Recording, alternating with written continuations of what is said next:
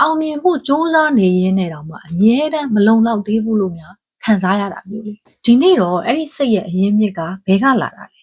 ပြီးတော့ဘာကြောင့်ကျမတို့အားလုံးဒီပါအဲ့ဒီလိုဖိအားမျိုးခံစားနေရတာလဲဆိုတာကိုတစ်ချက်လောက်အတူတူကြည့်ကြည့်ကြရအောင် Reddit ကနေပြီးတော့မှယူထားတဲ့စကားလုံးလေးတစ်ခုသူပြောထားတာလေးကကျွန်တော်ဟာကိုတခြားသူတွေနဲ့အမြဲတမ်းနှိုင်းယှဉ်နေခဲ့တယ်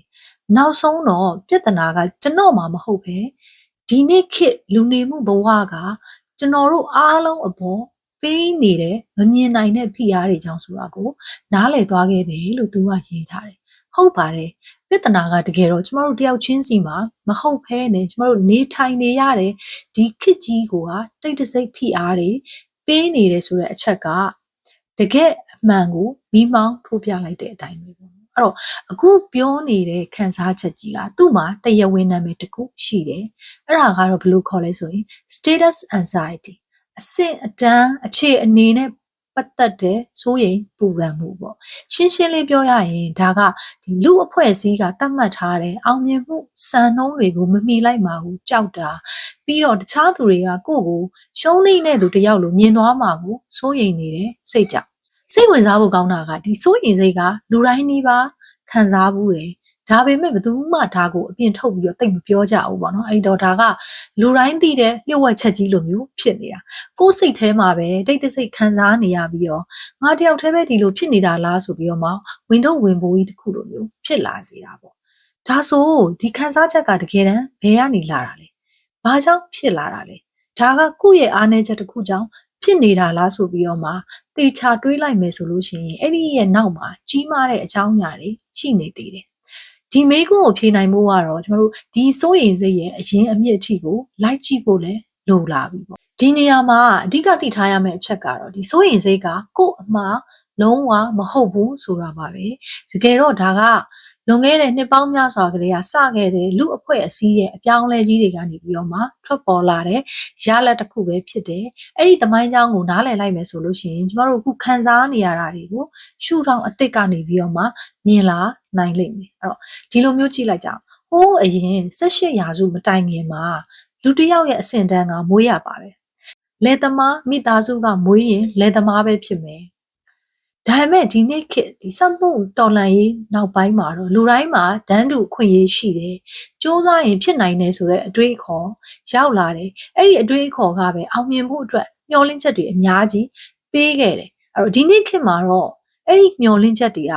များလွန်တဲ့အတွက်ကြောင့်မို့လို့ရှုံးနိမ့်သွားမှာကိုကြောက်တဲ့စိတ်ကလည်းတပါးတည်းကပ်ပါလာ။အဲ့ဒီတော့ဒီအရေးအချင်းအလိုက်အောင်မြင်တဲ့စနစ်ရဲ့ဘေးထွက်ဆိုးကျိုးတွေကဘာလဲဆိုပြီးတော့မှပြောရတော့မယ်ဆိုလိုတာကအရေးအချင်းနဲ့စ조사မှုပေါ်မူတည်ပြီးတော့မှအောင်မြင်မှုကိုတိုင်းတာတဲ့စနစ်ပေါ့ကြားလိုက်ရင်တော့အရန်ကိုမှတရားမျှတတဲ့စနစ်ကြီးလိုမျိုးထင်ရတယ်ဒါပေမဲ့ဒါကတကယ်တော့ဓာတ်သွားနှစ်ဖက်ပါတယ်ကောင်းတဲ့ဘက်ကတော့အောင်မြင်သွားရင်ကိုယ့်ရဲ့စ조사မှုကြောင့်ဆိုပြီးတော့မှကျွန်တော်တို့ကဂုဏ်ယူလို့ရတယ်ဒါပေမဲ့သူ့ရဲ့ဆိုးတဲ့တစ်ဖက်ကတော့ဘာလဲဆိုရင်ရှုံးနိမ့်သွားခဲ့ရင်ဒါမှမဟုတ်ကိုကအောင်မြင်ဖို့ကိုမရွေးချယ်ခဲ့ရင်ကိုယ့်ရဲ့ဉာဏ်ဖြင်းမှုကြောင့်ဆိုပြီးတော့မှအားလုံးကမြင်ကြတော့တာပဲအဲ့ဒီခါမှာဒီအရှက်တရားနဲ့ဖိအားတွေအားလုံးကိုတယောက်တည်းပဲခံရတော့တာပေါ့အဲ့တော့ဒီစိုးရိမ်စိတ်ကိုဖြစ်စေတဲ့အဓိကတရားခံတဲ့အကြောင်းနဲ့ဒီအကြောင်းလေးကိုပြောထားတာကတော့စာရေးဆရာ Alan D. Botton ကဒီ status anxiety ဆိုတဲ့စာအုပ်မှာဒီစိုးရိမ်စိတ်ကိုဖြစ်စေတဲ့အဓိကတရားခံတွေကိုသူကဖော်ထုတ်ပြထားတယ်ဘာတွေလဲဆိုရင်နံပါတ်1လူတွေကကိုယ့်ကိုအတိအမှန်မပြုမှာအရေးမပါတဲ့သူလို့ထင်သွားမှာကိုကြောက်တာနံပါတ်2လူတွေကကိုယ့်ကိုအပေါ်ယံအောင်မြင်မှုတွေနဲ့ပဲတိုင်းတာဆုံးဖြတ်မှာကိုစိုးရိမ်တာ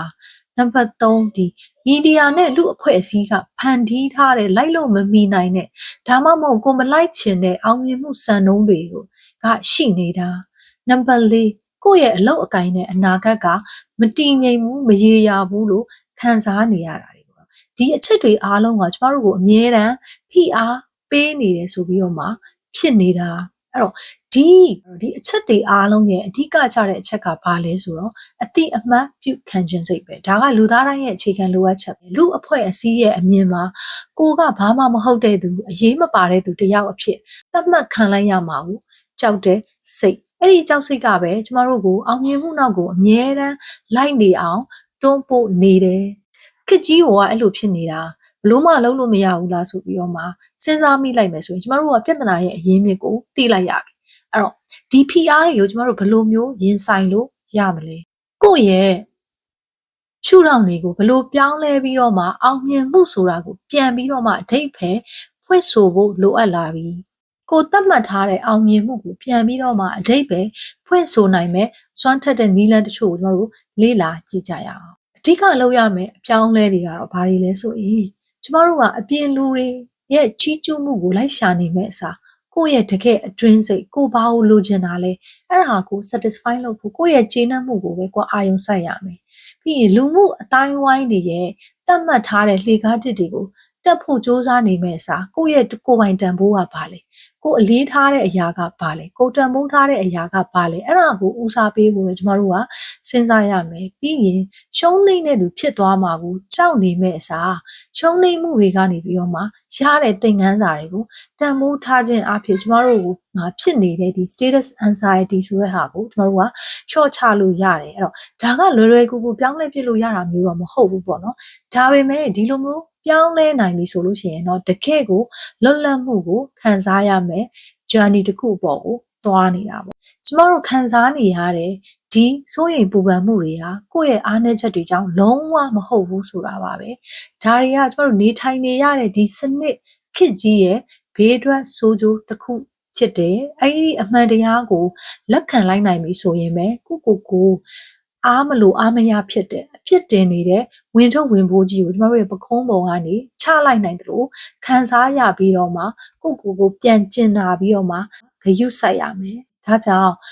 နောက်ဆုံးအနေနဲ့ကိုမေးခွန်းလေးတစ်ခုပြန်မေးကြည့်ဖို့အကြံပေးချင်ပါတယ်တခြားသူတွေဘာထင်မလဲဆိုတာကိုလုံးဝမကြောက်တော့ဘူးဆိုလို့ရှိရင်ကိုဘဝအတွက်ကိုရွေးချယ်ပြီးတော့လုပ်မဲ့အရာတွေကဘာတွေဖြစ်မလဲဘလို့ဘဝမျိုးကိုတိဆောက်ခြင်းလဲအဲ့တော့ဒီမေးခွန်းရဲ့အဖြေရပဲကိုပိုင်အောင်မြင်မှုရဲ့အဓိပ္ပာယ်ကိုရှာဖွေဖို့အတွက်ပထမဦးဆုံးခြေလှမ်းကောင်းတစ်ခုဖြစ်နိုင်ပါတယ်အဲ့တော့အားလုံးပဲပျော်ရွှင်ကြပါစေကျေးဇူးများတင်ပါတယ်ရှင်